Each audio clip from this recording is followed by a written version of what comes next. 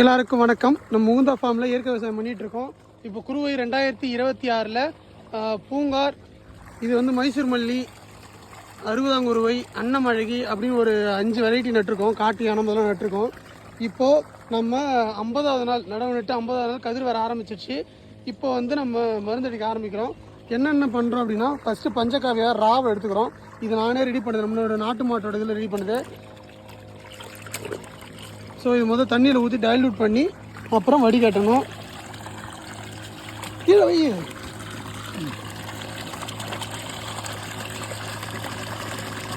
So இந்த மாதிரி வடிகட்டி அதுக்கப்புறம் மிஷினில் ஊற்றுனீங்கன்னா உங்களுக்கு கரெக்டாக இருக்கும். அதுக்கப்புறம் இது வந்து பழக்கரைசல் ஒரு 600 ml அடிக்கணும், ஊற்றணும். இப்போது நம்ம மறுபடியும் உள்ளேருந்து எட்டுன்னு வரணும். அதுக்கப்புறம் முட்டை அமிலம் ஒரு டேங்குக்கு 40 அடிக்கிறேன்.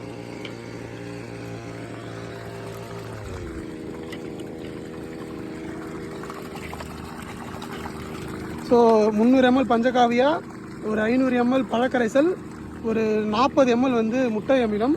இதை எல்லாத்தையும் கலந்து தண்ணியில் ஊற்றி இதை அடிக்கணும். இப்போ நம்ம மேலே ஊற்ற போகிறோம். கேமரா பிடிக்க ஆள் இல்லை, அதனால் தண்ணி ஊற்றி அனுப்பிட்டேன். இது பூங்கார் வயல். பூங்காரெலாம் ரொம்ப நல்லாவே இருக்குது. இது மைசூர் மல்லி இப்போ தான் நல்லா கிளச்சிருக்குது, எல்லாமே நல்லா கிளச்சிருக்குது. ஸோ 50வது நாள் அடிக்கிறேன். இதுக்கு முன்னாடி ஒரு வீடியோ போட்டிருந்தேன். அது வந்து பெவிரியா பேசியானாவும் பேசிலஸ் துணிஞ்சல் என்சிஸ், அதாவது பிடின்னு சொல்லுவாங்க.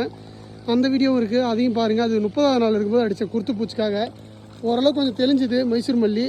இன்னமும் கொஞ்சம் மஞ்சளாக இருக்குது, ஆனால் வந்து செகப்பஸ்லாம் கொஞ்சம் நல்லா வந்துருச்சு. ஸோ அதனால் 50வது நாள் ஒன்று அடிக்கிறேன். இது வந்து பொட்டாஷு, அந்த சத்துலாம் இருக்கும், பொட்டாஷு, மணிச்சத்து, இது எல்லாமே வந்து பஞ்சகாவியா அதெல்லாம் இருக்கும். அதனால் அது பண்ணிகிட்ருக்கோம்.